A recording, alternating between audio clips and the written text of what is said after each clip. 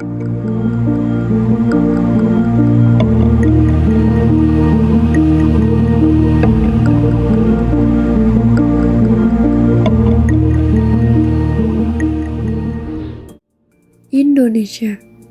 Indonesia merupakan negara kepulauan yang terdiri dari beberapa pulau dengan perbedaan suku, bahasa, adat istiadat, atau yang sering kita sebut dengan budaya.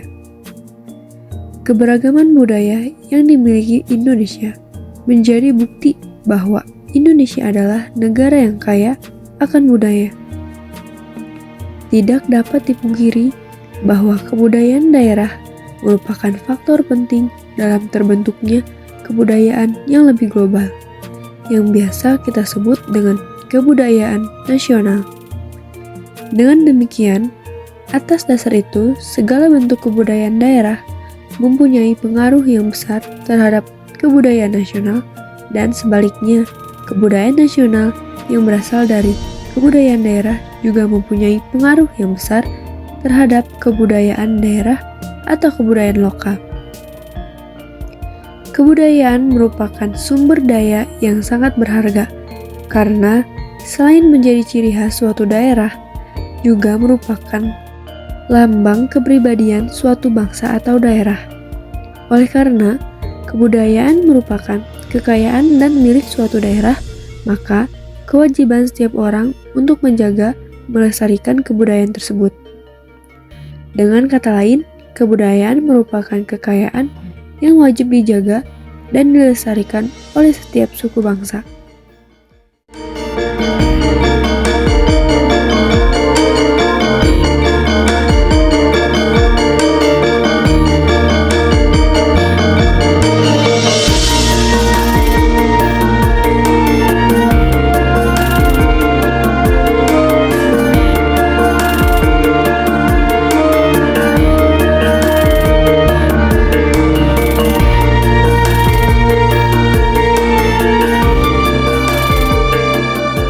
Di sini, saya mencoba untuk menjaga budaya asal saya, yaitu Jawa.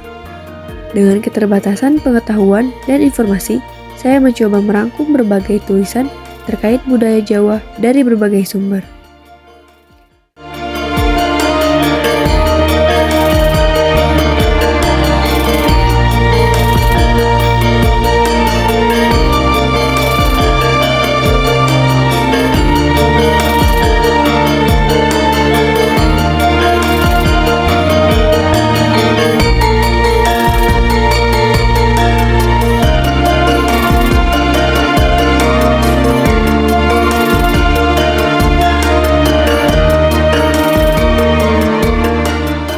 Berikut eksplorasi 7 unsur kebudayaan suku Jawa.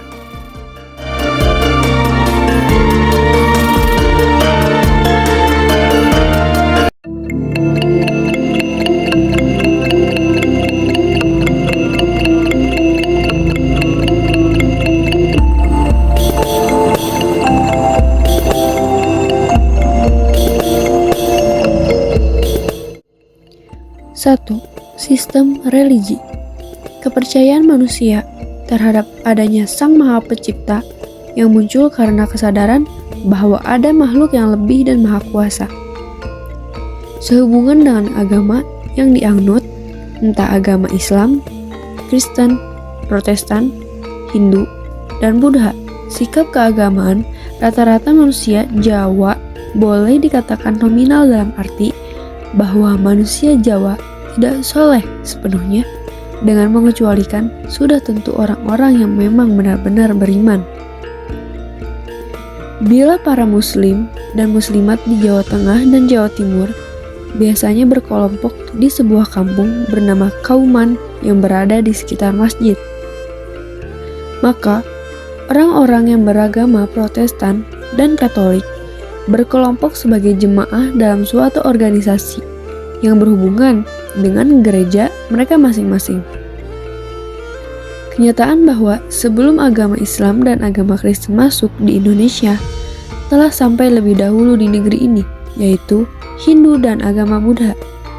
Maka bisa dimengerti kalau penduduk Pulau Jawa telah terpenghuni oleh agama Hindu dan agama Buddha sebelum belajar agama Islam, Protestan, dan Katolik. Agama Hindu dan agama Buddha yang berasal dari India itu berada di dalam tingkat terbawah dan tertua di dalam tumpukan lapisan agama yang terdapat di Jawa Tengah dan Jawa Timur. Setelah itu, di tingkat di atasnya, agama-agama Islam, Katolik, Protestan. Karena datangnya lebih dulu, maka agama Buddha dan agama Hindu setidak-tidaknya berkesempatan lebih lama untuk memberi pengaruh alam pikiran dan perasaan orang-orang Jawa. Sehingga sesudah penduduk Jawa memeluk ke agama Islam, Katolik, dan Protestan, pada dasarnya masih berpikir sebagai orang Buddha dan orang Hindu dengan berbagai upacara yang hingga kini pun masih jelas kelihatannya pada manusia Jawa yang menghayati kepercayaan pada Tuhan Yang Maha Esa. Penghayatan mereka sedikit bercampur dengan sejumlah upacara keagamaan yang lebih banyak berbau tahayul daripada tata cara yang bisa didekati secara rasional. Ini bisa dijumpai pada upacara-upacara perkawinan, kelahiran, khitanan, dan kematian yang sebagian besar tidak sejalan dan sukar bisa diterima oleh agama-agama yang percaya pada Tuhan Yang Maha Esa. Itulah kenyataannya yang ada hingga saat ini. Sisa-sisa pengaruh agama-agama yang datang dan dihayati lebih dahulu masih banyak berbicara di dalam penghayatan agama di Jawa Tengah dan di Jawa Timur. 2. Sistem kemasyarakatan. Dalam sistem kemasyarakatan akan dibahas mengenai pelapisan sosial.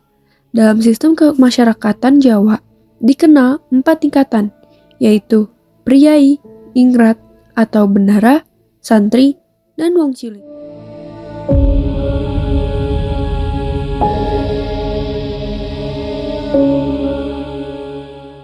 Pertama, ningrat. Ningrat atau bendara adalah kelas tertinggi dalam masyarakat Jawa. Pada tingkatan ini, biasanya diisi oleh para anggota keraton atau kerabat-kerabatnya, baik yang memiliki hubungan darah langsung maupun yang berkerabat akibat pernikahan. Bendara pun memiliki banyak tingkatan juga di dalamnya, mulai dari yang tertinggi sampai yang terendah. Hal ini dapat dengan mudah dilihat dari gelar yang ada di depan nama seseorang bangsawan tersebut.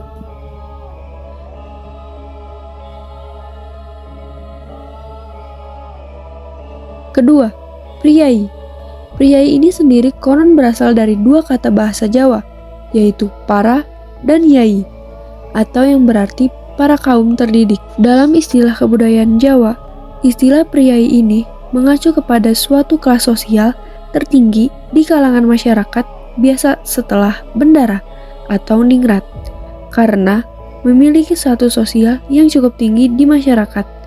Biasanya, kaum priai ini terdiri dari para pegawai negeri sipil dan para kaum terpelajar yang memiliki tingkatan pendidikan yang lebih tinggi dibandingkan dengan orang-orang di sekitarnya.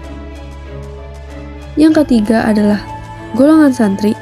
Golongan ini tidak hanya merujuk pada seluruh masyarakat suku Jawa yang beragama Muslim, tetapi lebih mengacu kepada para Muslim yang taat dengan beragama, yaitu para santri yang belajar di pondok-pondok yang memang banyak tersebar di seluruh daerah Jawa. Keempat, wong cilik atau golongan masyarakat yang biasanya memiliki kasta terendah dalam pelapisan sosial.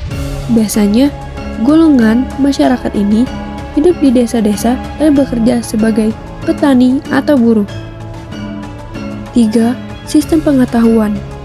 Salah satu bentuk sistem pengetahuan yang ada, berkembang, dan masih ada hingga saat ini adalah bentuk penanggalan atau kalender. Bentuk kalender Jawa, menurut kelompok para ahli, adalah salah satu bentuk pengetahuan yang maju dan unik yang berhasil diciptakan oleh para masyarakat Jawa kuno. Karena penciptaannya yang terpengaruh unsur budaya Islam, Hindu-Buddha, Jawa kuno, dan sedikit adanya berpengaruh budaya Barat. Namun, tetap dipertahankan penggunaannya hingga saat ini. Walaupun penggunaannya yang cukup rumit, tetapi kalender Jawa lebih lengkap dalam menggambarkan penanggalan, karena di dalamnya berpadu dua sistem penanggalan, baik penanggalan berdasarkan sistem matahari atau sonar syamsiah, dan juga penanggalan berdasarkan perputaran bulan atau lunar komariah. Pada sistem kalender Jawa, terdapat dua siklus hari, yaitu siklus 7 hari seperti yang kita kenal saat ini, dan sistem pancawara yang mengenal 5 hari pasaran. Sejarah penggunaan kalender Jawa baru ini dimulai pada tahun 1625, di mana pada saat itu Sultan Agung, Raja Kerajaan Mataram, yang sedang berusaha menyebarkan agama Islam di Pulau Jawa, mengeluarkan dekrit agar wilayah kekuasaannya menggunakan sistem kalender Hijriah. Namun, angka tahun Hijriah tidak digunakan demi asas kesinambungan, sehingga pada saat itu adalah tahun 1025 Hijriah, namun tetap menggunakan tahun Saka, yaitu tahun 1547. Yang keempat, bahasa. Banyak orang yang beranggapan kalau bahasa Jawa hanya sebagai bahasa ibu dan bahasa pergaulan sehari-hari masyarakat suku Jawa. Tetapi ternyata di dalamnya pun dikenal berbagai macam tingkatan dan udak-uduk bahasa. Sesuatu yang sebenarnya tidak terlalu asing, mengingat beberapa bahasa lain yang berada dalam rumpun Austronesia pun dikenal udak-uduk dalam berbahasa. Pertama, bahasa lisan. Bahasa Jawa yang satu asal dengan bahasa di sekitar Pulau Jawa, seperti bahasa Sunda, bahasa Melayu, bahasa Madura, bahasa Filipina, dan sebagainya. Menurut penelitian para ahli bahasa, terutama yang dilakukan oleh Peter Smith, sarjana asal Australia, bahasa-bahasa di Indonesia telah berhasil ia petakan. Menurut Peter Smith, bahasa-bahasa di Indonesia dibedakan menurut dua mata angin, bahasa-bahasa di sebelah barat dan sebelah utara. Kedua, bahasa tulis. Selain memiliki bahasa lisan tersendiri, masyarakat suku Jawa pun memiliki bahasa lisan tersendiri yang pada umumnya mereka gunakan dalam kehidupan sehari-hari. Bahasa lisan ini biasanya disebut dengan huruf Jawa atau aksara Jawa. Keberadaan huruf Jawa juga memiliki kemiripan dengan huruf Sunda, Bali, dan Sasak. Yang dikenal sekarang ini tentu tidak lepas dari sejarah yang mengiringinya. Huruf Jawa atau lebih dikenal dengan huruf Honokoroko. Ini terdiri dari 20 huruf, di mana setiap hurufnya memiliki makna tersendiri.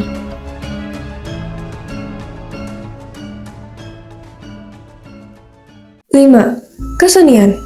Pertama, seni bangunan. Kesenian Jawa mengalami perkembangan pesat setelah mendapat pengaruh kesenian Hindu dan Buddha masuk ke tanah Jawa. Setelah mengenal tulisan dan mengenal dewa-dewa menurut agama Hindu, wawasan orang Jawa akan seni bertambah luas terhadap kebudayaan pada umumnya dan kesenian pada khususnya. Orang Jawa mengenal seni Hindu melalui Cilpa Sastra.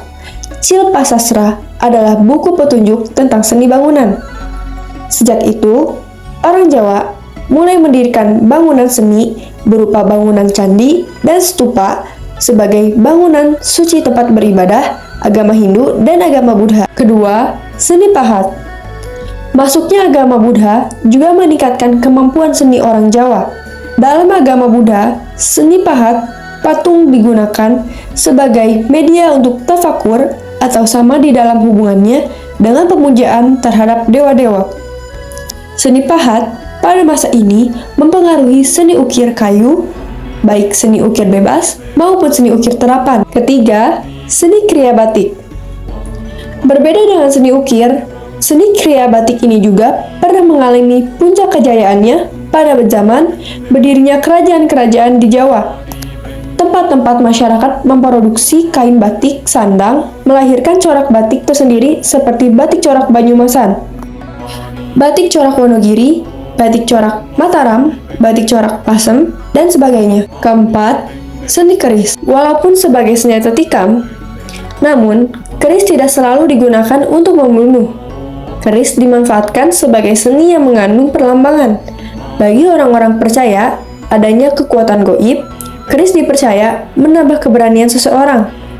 Keris dapat menghalau penyakit atau hama tanaman. Keris juga dapat mendatangkan rezeki dan pangkat. Keris juga dipercaya menyingkirkan roh halus. Keris adalah hasil budaya Jawa asli. Keris tidak berasal dari negeri lain, bukan dari India, karena candi-candi di India tidak memuat gambar keris, dan orang India tidak pernah memakai keris. 5. Seni musik dan seni tari. Masuknya kebudayaan Hindu di tanah Jawa membuat seni musik dan seni tari berkembang pesat. Dahulu, sebelum masuknya kebudayaan Hindu di tanah Jawa, orang Jawa hanya mengenal instrumen seni gendang saja. Namun, sejak masuknya agama Hindu, akhirnya orang Jawa mengenal instrumen gamelan beserta lagu-lagunya. Gamelan Jawa dibuat dari perunggu Jawa. 6. Sistem mata pencaharian. Pada umumnya, masyarakat bekerja pada segala bidang, terutama administrasi negara dan kemiliteran, yang memang didominasi oleh orang Jawa. Selain itu, mereka bekerja pada sektor pelayanan umum, pertukangan, perdagangan, dan pertanian, dan perkebunan. Sektor pertanian dan perkebunan mungkin salah satu yang paling menonjol dibandingkan mata pencaharian lain, karena seperti yang kita tahu, baik Jawa Tengah maupun Jawa Timur, banyak lahan-lahan pertanian yang beberapa cukup dikenal, karena memegang peranan besar dalam memasok kebutuhan nasional seperti padi, tebu, dan kapas. Pertama, pertanian.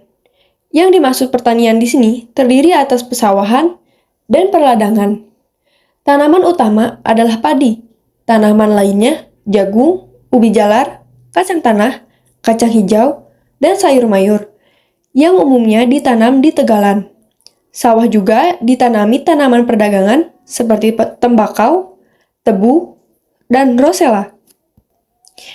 Pertanian yang dimaksud di sini terdiri atas pesawahan dan perladangan. Tanaman utama adalah padi. Tanaman lainnya jagung, ubi jalar, kacang tanah, kacang hijau, dan sayur mayur, yang umumnya ditanam di tegalan. Sawah juga ditanami tanaman perdagangan seperti tembakau, tebu, dan rosella. Adapun usaha yang dilakukan cukup banyak, baik perikanan darat dan perikanan laut. Perikanan laut diusahakan di pantai utara Laut Jawa. Peralatan berupa kail, perahu, jala, dan jaring. Binatang ternak berupa kerbau, sapi, kambing, ayam, dan itik, dan lain-lain merupakan sebuah peternakan bagi mereka. Kerajinan sangat maju, terutama menghasilkan batik, ukir-ukiran, peralatan rumah tangga, dan peralatan pertanian. Dalam suku Jawa atau masyarakat Jawa, biasanya bermata pencaharian bertani, baik bertani di sawah maupun di tegalan. Juga berternak pada umumnya bersifat sembilan. Selain itu juga, masyarakat Jawa bermata pencaharian nelayan yang biasanya dilakukan masyarakat pantai. 7. Sistem peralatan hidup. Sistem yang timbul karena manusia mampu menciptakan barang-barang dan sesuatu yang baru agar dapat memenuhi kebutuhan hidup dan membedakan manusia dengan makhluk hidup yang lainnya. Pertama, sistem bangunan. Sebagai suatu kebudayaan, suku Jawa tentu memiliki peralatan dan perlengkapan hidup yang khas di antaranya. Yang paling menonjol adalah segi bangunan. Masyarakat yang bertempat tinggal di daerah Jawa memiliki ciri sendiri dalam bangunan mereka, khususnya rumah tinggal. Di antaranya adalah rumah limasan, rumah joglo, dan rumah serotong. Rumah limasan adalah rumah yang paling umum ditemui di daerah Jawa, karena rumah ini merupakan rumah yang dihuni oleh golongan rakyat jelata. Sedangkan rumah joglo umumnya dimiliki sebagai tempat tinggal para kaum bangsawan, misalnya para kerabat keraton. Umumnya, rumah di daerah Jawa menggunakan bahan batang bambu, gulugu atau batang pohon nyiur, dan kayu jati sebagai kerangka atau pondasi rumah. Sedangkan untuk dindingnya, umum digunakan gedek atau anyaman dari bilik bambu. Walaupun sekarang seiring dengan perkembangan zaman, banyak juga yang telah menggunakan dinding dari tembok. Atap pada umumnya terbuat dari anyaman, kelapa kering, atau belarak, dan banyak juga yang menggunakan genting. Kedua, transportasi, yaitu kapal jung. Kapal jung Jawa adalah teknologi kapal raksasa buatan orang-orang Jawa. Jauh sebelum Cheng Ho dan Columbus, para penjelajah Laut Nusantara sudah melintasi sepertiga bola dunia. Meskipun sejak 500 tahun sebelum Masehi, orang-orang Cina sudah mengembangkan beragam jenis kapal dalam berbagai ukuran. Hingga abad ke-7, kecil sekali peran kapal Cina dalam pelayaran laut lepas. Dalam catatan perjalanan keagamaan, I Ching 671-695 Masehi dari keraton ke perguruan Nalanda di India Selatan disebutkan bahwa ia melewati Sriwijaya dengan menggunakan kapal Sriwijaya. Ketika negeri itu menguasai lalu lintas pelayaran di Laut Selatan, pelaut Portugis menurut Diego dan de Couto dalam buku Da Asia yang terbit tahun 1645 menyebutkan bahwa ia pernah bertemu dengan orang Jawa yang lebih coklat seperti orang Jawa. Mereka mengaku keturunan Jawa, kata Couto, sebagaimana dikutip Anthony Reid dalam buku Sejarah Modern Awal Asia Tenggara. Mereka memuji kehebatan kapal Jawa raksasa sebagai penguasa laut Asia Tenggara. Teknologi pembuatan jung tak jauh berbeda dari karya kapal Borobudur. Seluruh badan kapal dibangun tanpa menggunakan paku. Disebutkan, jung Nusantara memiliki 4 tiang layar, terbuat dari papan berlapis 4, serta mampu menahan tembakan meriam kapal-kapal Portugis. Bobot jung rata-rata sekitar 600 ton, melebihi kapal perang Portugis. Jung terbesar dari kerajaan Demak, bobotnya mencapai 1000 ton, yang digunakan sebagai pengangkut pasukan Nusantara untuk menyerang armada Portugis di Malaka 1513. Yang kedua, andong. Andong merupakan salah satu alat transportasi tradisional di Solo dan Yogyakarta dan daerah-daerah di sekitarnya seperti Klaten, Karanganyar, Boyolali, Sragen, dan Sukoharjo. Keberadaan andong sebagai salah satu warisan budaya Jawa memberikan ciri khas kebudayaan tersendiri yang hingga kini masih terus dilestarikan, khususnya di Solo. Keberadaan andong di Solo difungsikan sebagai alat transportasi pengangkut barang-barang dagangan ibu-ibu dari pedesaan menuju pasar-pasar tujuan. Selain berfungsi sebagai media pengangkut barang dagangan pasar, andong juga tidak jarang berfungsi sesuai dengan aslinya sebagai alat transportasi umum bagi masyarakat di Solo dan sekitarnya. Beberapa orang sering menyebut andong dengan dokar atau bendi atau delman. Padahal, andong berbeda dengan dokar, bendi, atau delman. Salah kaprah ini muncul karena informasi yang tidak akurat dan mulai berkurangnya pengajaran-pengajaran serta pengetahuan. Dokar hanya mempunyai 2 roda dan ditarik oleh 1 kuda saja, sedangkan andong mempunyai roda 4 yang bisa ditarik 1 atau 2 kuda. Menurut sejarah, model kereta kuda transportasi umum ala andong dengan roda 4 ini hanya dapat ditemukan di Solo dan Yogyakarta saja. Inilah yang kemudian membuat andong berbeda dengan model kereta berkuda lainnya, sekaligus menjadi daya tarik yang unik. Suku Jawa merupakan suku bangsa terbesar di Indonesia yang berasal dari Jawa Tengah, Jawa Timur, dan Yogyakarta. Setidaknya 41,7% penduduk Indonesia merupakan etnis Jawa. Selain di ketiga provinsi tersebut, suku Jawa banyak tersebar dan menetap di Lampung, Banten, Jakarta, dan Sumatera Utara. Di Jawa Barat, mereka banyak ditemukan di Kabupaten Indramayu dan Cirebon. Suku Jawa juga memiliki subsuku seperti suku Osing, orang Samin, suku Bawoan atau Boyan, Naga, Nagaring, suku Tengger, dan lain-lain. Suku Jawa hampir ada di segala penjuru Indonesia, mulai dari daerah Provinsi Sumatera Utara hingga ke wilayah paling timur Indonesia, yaitu Provinsi Papua. Suku Jawa yang berada di daerah Pulau Jawa maupun yang berada di daerah Pulau Jawa maupun yang tersebar di seluruh Nusantara merupakan suku yang memiliki berbagai kebudayaan, mulai dari adat istiadat, sehari-hari, kesenian, acara ritual, dan lain-lain. Semua itu membuktikan bahwa suku Jawa merupakan suku yang kaya akan budaya daerah. Dan dari kekayaan budaya yang dimiliki suku Jawa, itulah yang membuat berbeda dengan suku-suku serta kebudayaan-kebudayaan lain yang ada di Indonesia. Sekian dari saya, Bernardine Zawa Fitrian. Terima kasih.